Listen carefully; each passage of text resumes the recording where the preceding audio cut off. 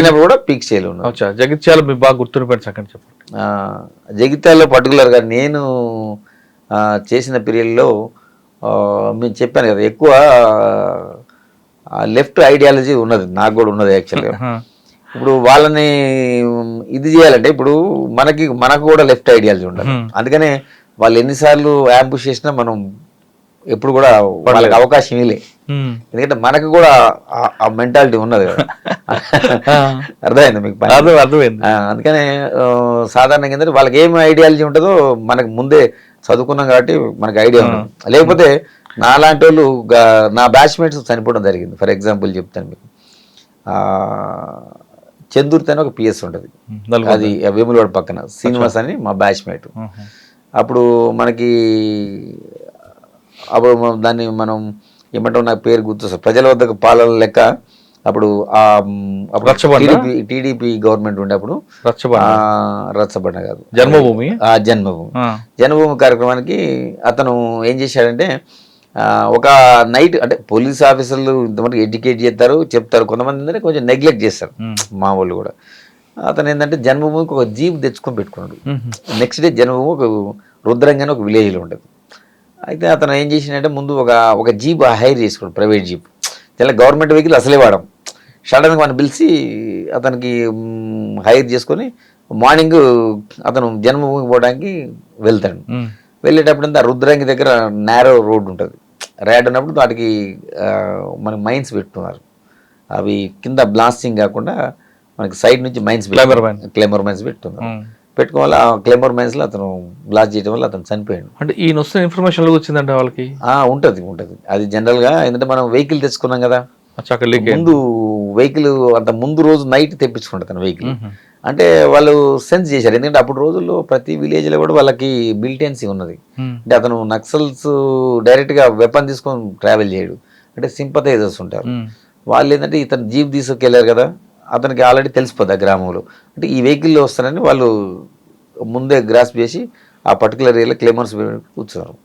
నా కళ్ళ ముందే అతను, అయ్యో మేము చనిపోయినప్పుడు చాలా బాధపడడం జరిగింది. అప్పుడే యాక్చువల్గా ఇక్కడ మీరన్నా ఫస్ట్ అడిగారు కదా, కాళశ్రీరాంపూర్లో ఐ వాజ్ ద ఫస్ట్ పోస్టింగ్లో ఉన్నాను. అంటే నేను ఇంకా అది మీరు అన్నారు కదా ఇంతకుముందు, మంచి అది కూడా నా కళ్ళ ముందు నా బ్యాచ్మేట్ చనిపోవడం జరిగింది.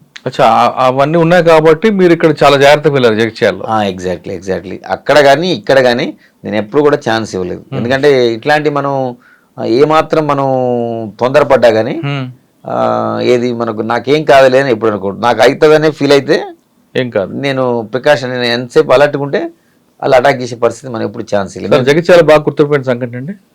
జగిత్యాలలో అంటే ఎక్స్మిస్ పాయింట్ ఆఫ్ అంటారా జనరల్గా నేను ఎక్స్మిస్ పాయింట్ ఆఫ్ లో చెప్తాను. నేను పర్టికులర్గా నాకు ఒకటి జనరల్గా ఏంటంటే రేచ్పల్లి అని విలేజ్ ఉంటుంది.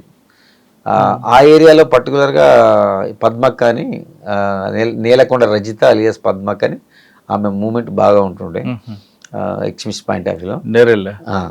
నేలకొండ రజిత నేరెళ్ళ విలేజ్ లో తర్వాత ఎన్కౌంటర్ అయింది.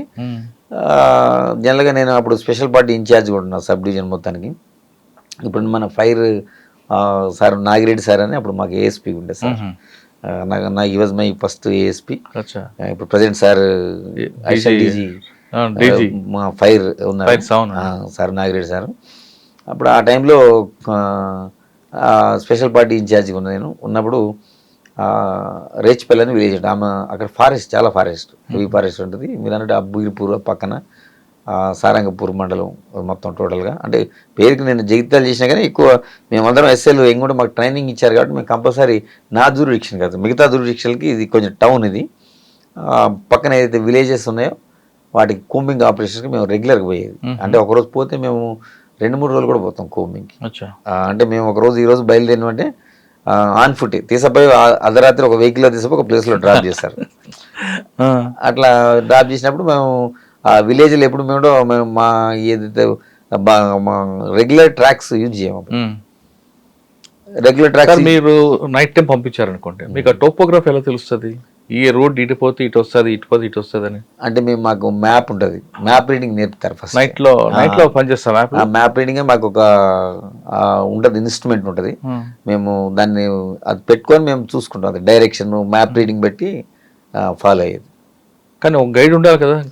అంటే గైడ్ అంటే ఆ లోకల్ మిలిటెన్స్ ని గైడ్ పెట్టుకుంటాం. అచ్చా. అంటే కొంతమంది ఎందుకంటే వాగులు వంకలు డిఫరెంట్ ఉంటాయి కదా. ఉన్నా కానీ మనకి మ్యాప్ రీడింగ్ నేర్చుకుంటే ఇప్పుడు మిలిటరీ కూడా నేర్చుకుంటాం. మాకు కూడా మాకు మ్యాప్ రీడింగ్ నేర్పించారు. ఏది రిగార్డింగ్ మాకు ఒక ఇన్స్ట్రుమెంట్ ఉంటుంది. ఆ ఇన్స్ట్రుమెంట్ బేసింగ్ అని పెట్టుకొని మనం నైట్ విజన్ కూడా ఉంటుంది మాకు. ఇది నాట్ టైంలో మనం నైట్ విజన్ గూగుల్స్ పెట్టుకొని మనం రూట్లో పోయేది మనం చూడొచ్చు. ఎందుకంటే వాళ్ళ మూమెంట్ కూడా అబ్జర్వ్ చేసుకోవచ్చు. అట్లా మేము వాటిని కోంబింగ్ ఆపరేషన్ పోయేది.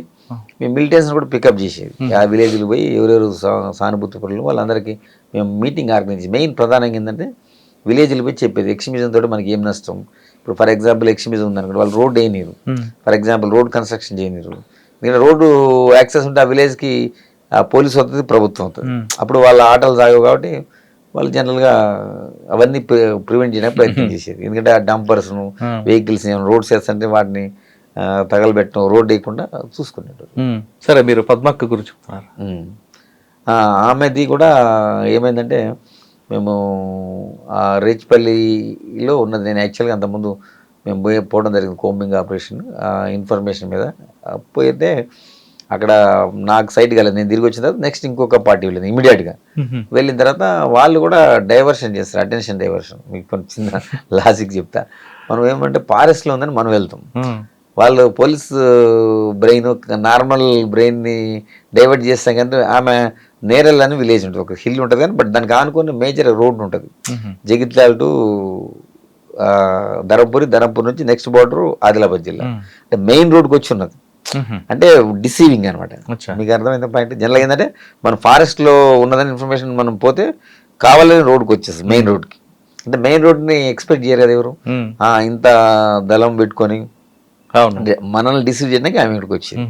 మా వాళ్ళు రిటర్న్లో వచ్చినప్పుడు వచ్చింది. తర్వాత వాళ్ళే ఫస్ట్ చూశారు యాక్చువల్గా. వీళ్ళు మా వాళ్ళు అంటే అయిపోయింది కోంబింగ్ ఆపరేషన్. రిటర్న్ వచ్చేటప్పుడు వాళ్ళ టీం చూసి ఫస్ట్ ఫైర్ వాళ్ళు చేశారు. చేసిన తర్వాత ఎక్స్చేంజ్ ఆఫ్ ఫైర్ అయింది. ఎక్స్చేంజ్ ఆఫ్ ఫైర్లో ఆమెతో పాటు ఒక 4 ఎన్కౌంటర్ కావడం జరిగింది. పెద్ద ఎన్కౌంటర్ అనుకుంటారు. పెద్ద ఎన్కౌంటర్, మేజర్ ఎన్కౌంటర్. అంటే వాళ్ళు ఎందుకంటే అటెన్షన్ డైవర్షన్ చేస్తారు? ఇప్పుడు వస్తే ఫైట్ చేయాలి, ఫారెస్ట్ ఉండాలి. పోలీసులు అడవిలో ఉంటే వాళ్ళు ఆమె బయటకు వచ్చండి. ఏపీటీ ఉందా లేదంటే కావాలని వచ్చారా? అట్లా మన డిసీవింగ్ అనేది. ఇప్పుడు ఫారెస్ట్ లో పోలీస్ అన్ని పార్టీస్ వచ్చినాయి అంటే ఎక్స్చేంజ్ ఆఫ్ ఫైర్ అయితే లాస్ అవుతారు. అందుకని వాళ్ళు ఏం చేస్తారు, డిసీవ్ చేయడానికి ఆ ఫారెస్ట్ నుంచి కావాలని ఈ రోడ్ పక్క వచ్చి. అంటే మన పోలీసు కూడా ఎక్స్పెక్ట్ చేయదు కదా. కామన్ మ్యాన్ గా ఎవరైనా ఏం థింక్ చేస్తారు, డీప్ ఫారెస్ట్ లో ఉంటారని ఎక్స్పెక్ట్ చేస్తారు. ఇప్పుడు మెయిన్ రోడ్ కి దగ్గర వస్తుందని ఎవరైనా అనుకుంటారు. అంటే అది అంటే ఎగ్జాంపుల్ అంతకుముందు ఆమె భర్త ఉండు, మన పద్మక్క వాళ్ళ భర్త ప్రసాద్ అని ఉంటాడు. అది కూడా ఒక టీం అప్సిపురం అని ఉంటుంది అక్కడ, దాని నియరే. వాళ్ళు అట్లా డిసీవింగ్ చెప్తున్నారు. ఎగ్జాంపుల్ ఎట్లా ఉండేది అనేది. వాళ్ళు ఏం చేస్తారంటే మల్లాపూర్ మండలం అని దూరం ఉంటుంది, అది మన గోదావరి బోర్డర్లో ఉంటుంది.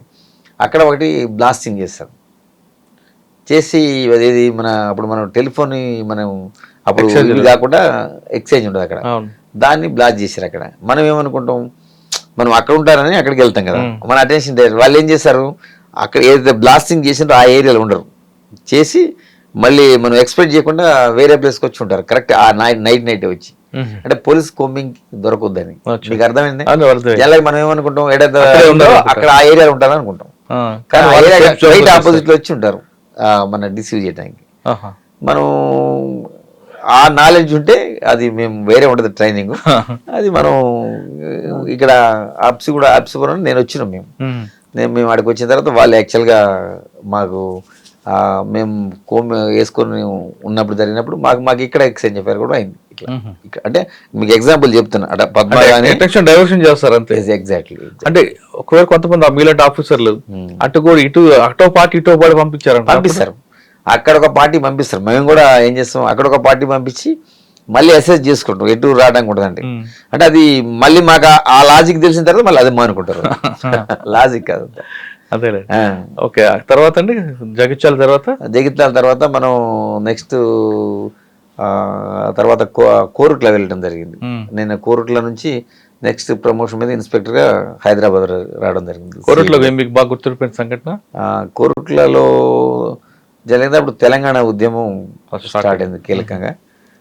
తెలంగాణ ఉద్యమంలో మేమందరం కూడా పనిచేయడం జరిగింది.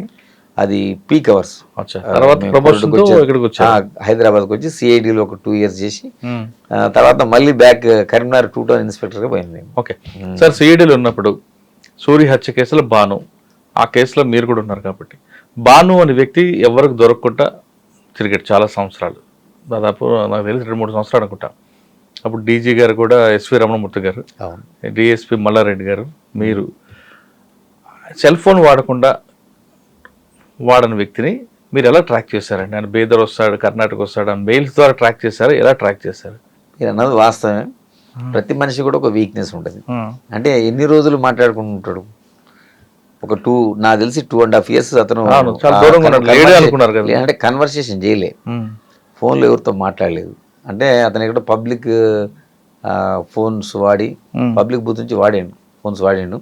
అంటే తన దగ్గర నుంచి ఇది కాకుండా మాట్లాడి ఫైనల్గా ఏంది, ఏదో ఒక రోజు మనిషి ఎంత ప్రికాషన్ పెట్టుకున్నా డిసిప్లిన్ ఏదో ఒక రోజు తప్పుతాడు. అట్లా ఆయన కూడా ఒక రోజు డిసిప్లిన్ తప్పి ఎలా తప్పాడండి అది సరే రివీల్ చేయొద్దులండి. అది ఎందుకంటే మళ్ళీ ఫర్దర్ ఇన్వెస్టిగేషన్ కానీ ప్రాబ్లం ఉండే కాబట్టి ఆ మనిషి అంటే ఎన్ని రోజులు డిసిప్లిన్ గా కాన్సన్ట్రేషన్ ఉంటాడు. ఏదో ఒక రోజు ఎవరైనా అంటే అన్ని రోజులు ఆయన మీద మీరు అబ్జర్వేషన్ ఉందా? ఉంటుంది, పోలీస్ కంప్లీట్ అబ్జర్వేషన్ ఉంటుంది. అనుకున్నా విమర్శలు వచ్చినాయి, అప్పుడు మీరు చూసుంటారు. అప్పుడు ఇది ఎన్ని రోజులు పట్టుకోలేకపోతున్నారు దొరకడా.